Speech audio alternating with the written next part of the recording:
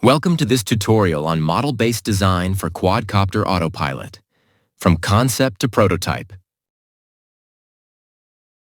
Here is the outline of this tutorial.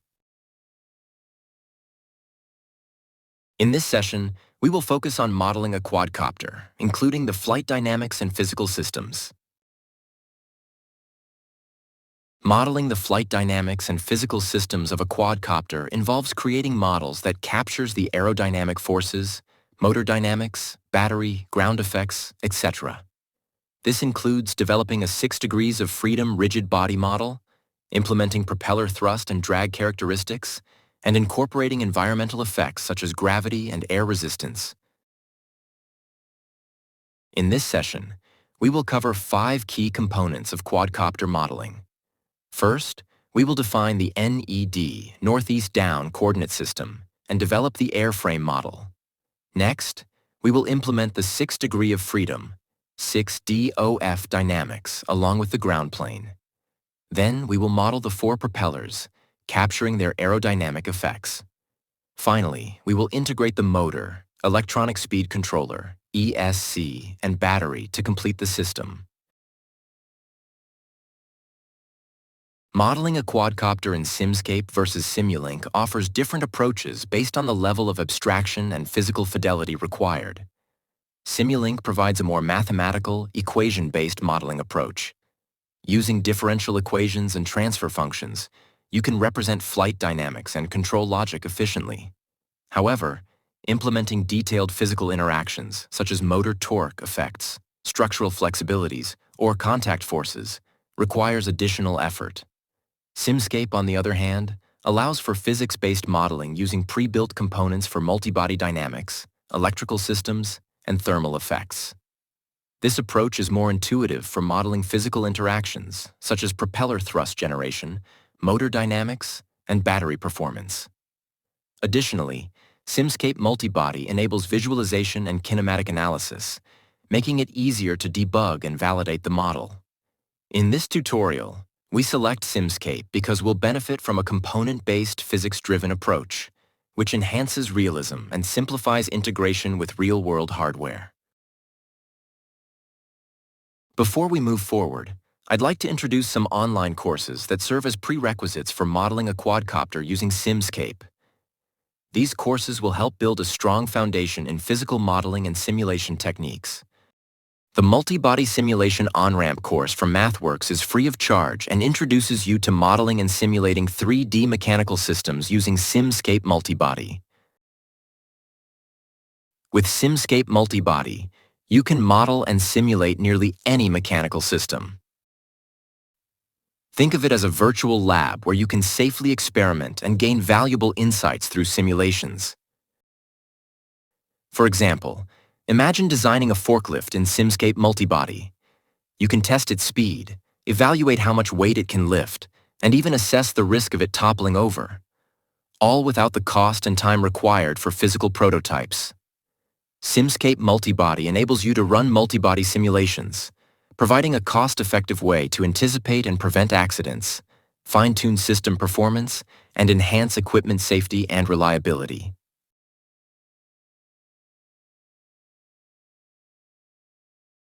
Additionally, it's beneficial to explore the following online courses from MathWorks: Simscape On-Ramp, Power Electronics Simulation On-Ramp, Simscape Battery On-Ramp, and Battery Pack Modeling. These courses provide foundational knowledge and hands-on experience to enhance your understanding of quadcopter modeling in Simscape.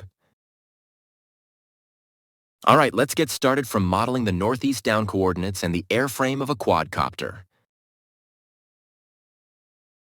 Here we present a step-by-step modeling workflow to build the quadcopter structure.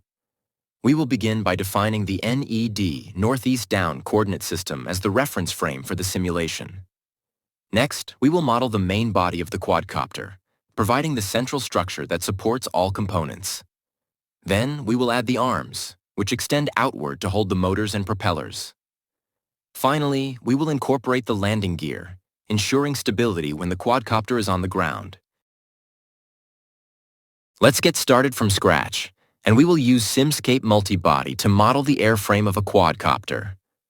Let's start by creating a model using the Simscape Multibody template. This template gives us a structured starting point, helping us set up the necessary components efficiently. It includes predefined settings and blocks that simplify the modeling process, saving time and ensuring consistency. Next, we define the northeast-down (NED) coordinate system, which is commonly used in aerial vehicles. It follows a convention where the x-axis points north, the y-axis points east, and the z-axis points downward. Now, we model the main body of the quadcopter as a cylindrical solid block. The body serves as the central structure, housing essential components like the flight controller, sensors, and battery. We choose a cylindrical shape to simplify the modeling process while maintaining a representative structure for our simulation. We then add 4 arms, each modeled as a cylindrical solid block. These arms extend from the main body and provide mounting points for the motors and propellers. By defining them as separate components, we ensure modularity, making it easier to adjust the design or test different configurations in the future. To properly assemble the propellers and landing gears, we need to add additional frames on both the top and bottom of each arm. These frames serve as reference points that allow us to correctly position and attach components such as motors, propellers, and landing structures. Next, we model the landing gears using brick solid blocks. Again, we add additional frames to properly attach the landing gears to the arms. These frames also help us calculate the contact forces when the quadcopter touches the ground. We will explore the details later in this session. Now we continue adding the remaining 3 landing gears using the same settings. Once all 4 landing gears are in place, we adjust the layout of the model to enhance its structure, ensuring that components are arranged logically and intuitively. Additionally, we refine the names of the Simscape ports to improve clarity and organization within the model. This helps in identifying connections more easily, making the system more readable and manageable. With this setup, our quadcopter airframe model is now complete. This foundational model provides the groundwork for further modeling and simulation. The mass properties of a quadcopter play a crucial role in its stability, maneuverability, and overall flight performance. These properties include mass. The total mass of the quadcopter affects its lift requirements and dynamic response. A well-balanced mass distribution helps achieve stable flight and efficient power consumption. Center of gravity, CG. The center of gravity is the point where the total mass of the quadcopter is considered to act. It should ideally be at the geometric center of the airframe to ensure balanced thrust distribution and minimal control effort.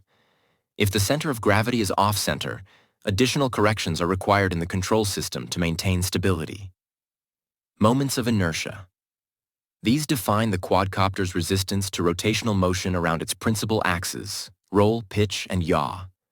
The moments of inertia, IXX, IYY, IZZ, depend on the mass distribution relative to the center of gravity.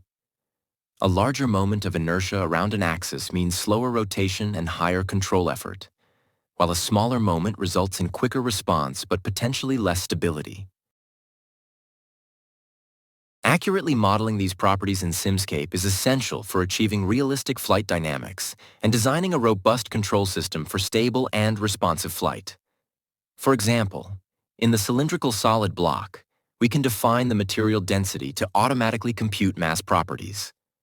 Alternatively, we can manually specify the mass, center of mass, moments of inertia, and products of inertia.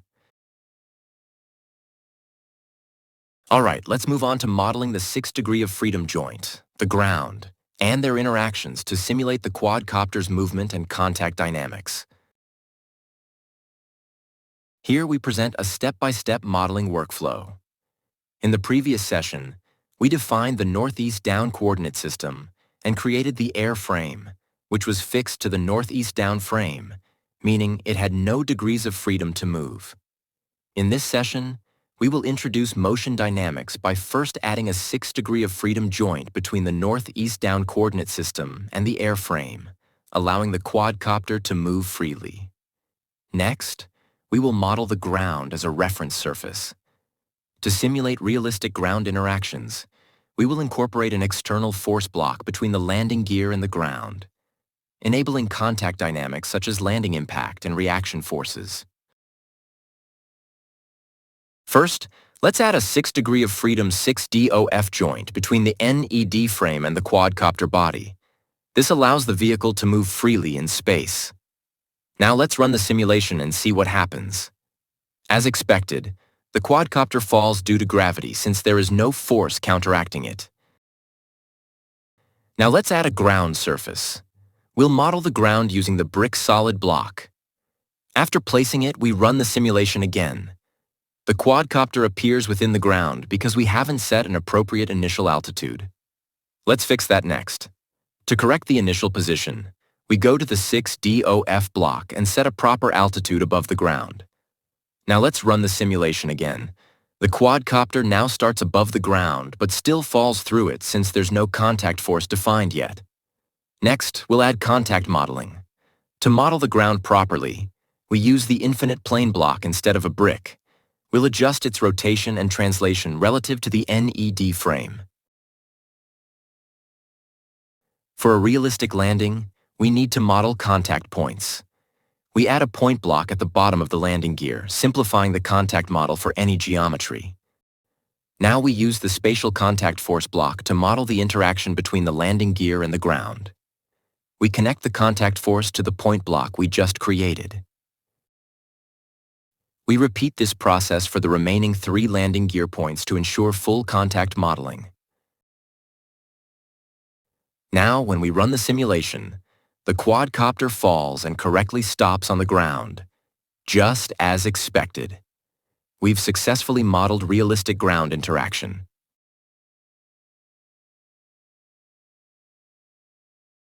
The 6 degree of freedom block provides essential outputs that describe the quadcopter's motion in a 3-dimensional space.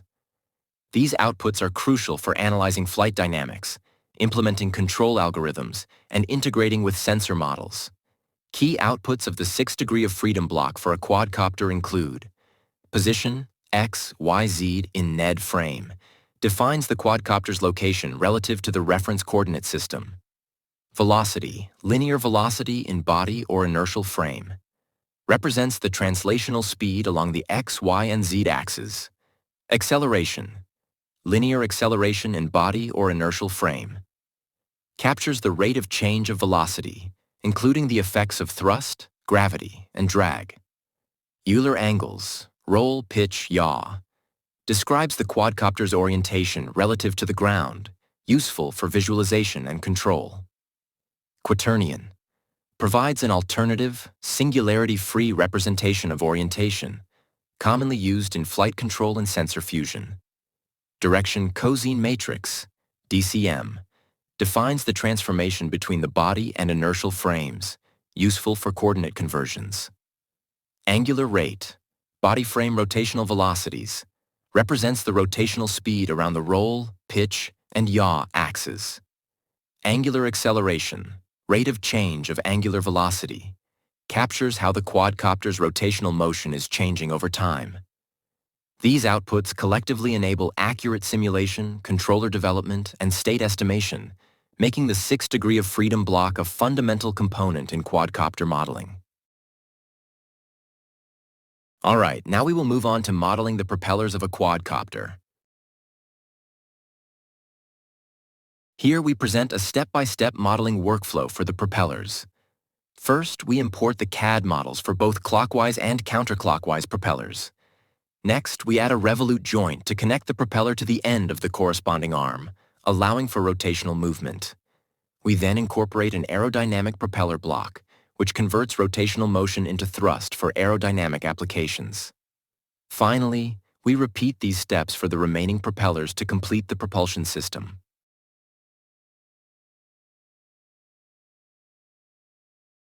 First, we need to create a rotational connection for the propeller. We do this by adding a revolute joint block to the Simscape model. Then, we transform its position so that it aligns with the end of one of the quadcopter arms. Next, we add a file solid block to import the propeller's CAD model. We will use a counterclockwise propeller model. After specifying the CAD file, we also assign a color to the propeller to distinguish it visually in the simulation. When we try to simulate the model, we encounter an error because the CAD file does not contain density information. To fix this, we reopen the file solid block and specify an appropriate density for the propeller material. Now when we simulate the model, we can see the propeller correctly displayed in the Multi-Body Explorer.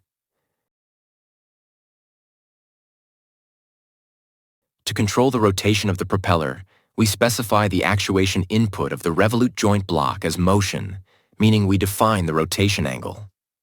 Additionally, we enable the rotation speed as an output so we can monitor it during simulation. Next, we introduce an aerodynamic propeller block and connect it to the revolute joint. This block will allow us to simulate the aerodynamic forces generated by the spinning propeller, including thrust and drag. The block takes in the rotational speed and computes the aerodynamic force based on predefined propeller characteristics. This force will later be applied to the quadcopter model to accurately represent real-world behavior. To compute the thrust force generated by the propeller, we add an external force and torque block. We then feed this force back to the revolute joint so that the propeller's effect on the system is properly simulated. To drive the propeller, we add a constant block that provides a steady torque input to the revolute joint. When we simulate the model, we observe that the propeller behaves as expected, rotating continuously. Now that we have a working propeller model, we organize it by grouping all the related blocks into a subsystem. This will help manage complexity and make it easier to replicate for additional propellers. We copy and paste Propeller 1 to create Propeller 2, then connect it to Arm 2 of the quadcopter. When we simulate the model again, we verify that both propellers behave correctly. Similarly, we create Propeller 4 by copying the existing subsystem. This time, we use a different CAD file for the propeller. This one is a clockwise propeller. Since this propeller rotates in the opposite direction, we introduce a gain block to invert the direction of the thrust. Once again, we run the simulation to confirm that everything functions as expected. To complete the quadcopter setup, we copy and paste Propeller 4 to create Propeller 3 and attach it to Arm 3. Finally, we run one last simulation to ensure all 4 propellers operate correctly. Now, our quadcopter model has a fully functional set of propellers modeled in Simscape.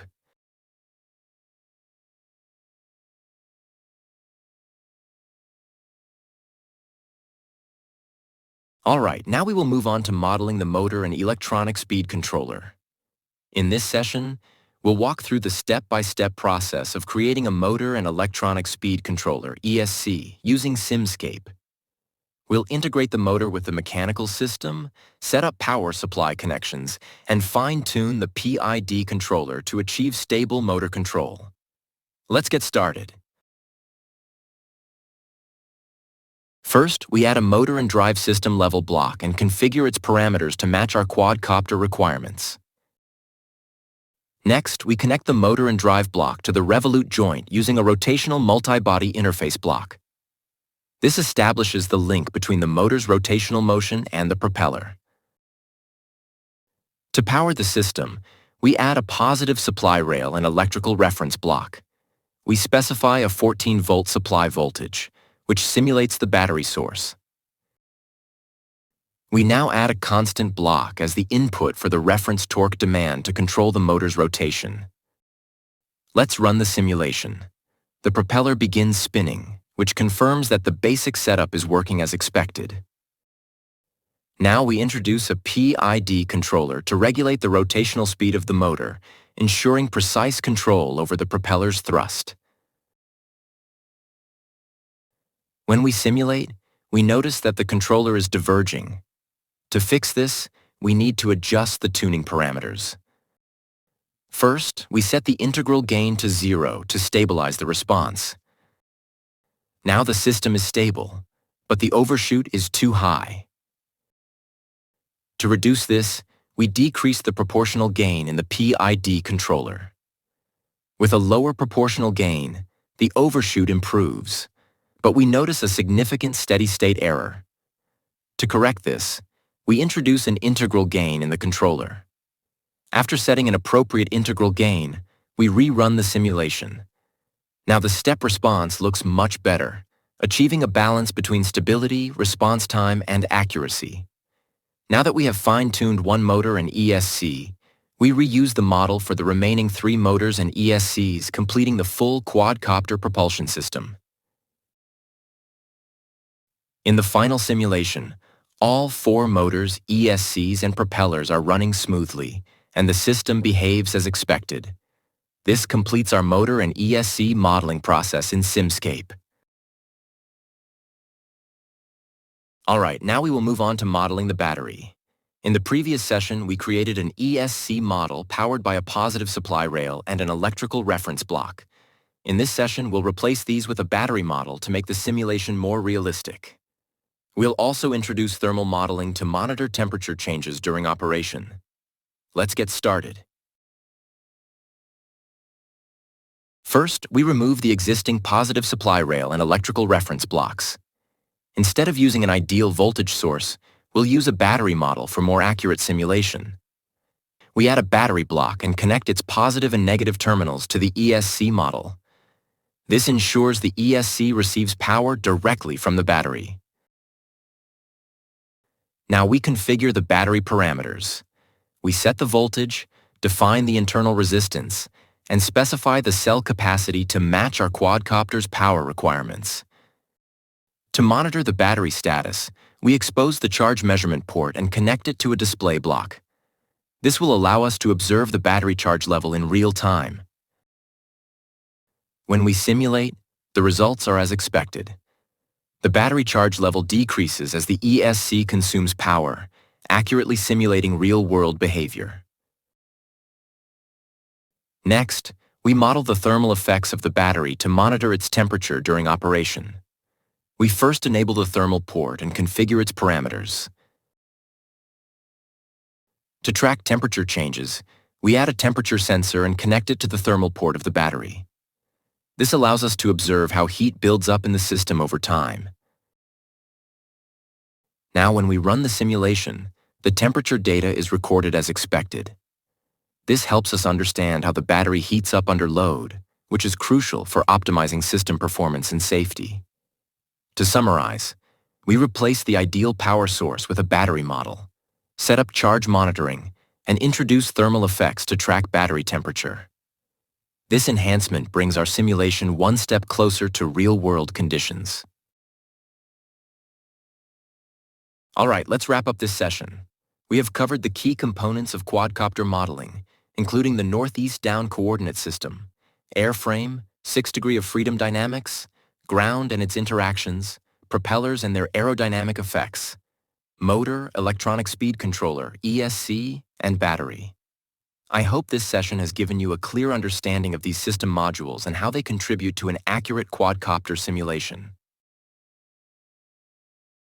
Returning to the simulation framework for a quadcopter autopilot, we have now successfully completed the vehicle modeling. This forms the foundation for integrating control algorithms and sensor feedback in the next stages of development. In the next session, we will focus on modeling the environment and conducting 3D simulations to enhance realism and evaluate the quadcopter's performance in various conditions. I look forward to your participation.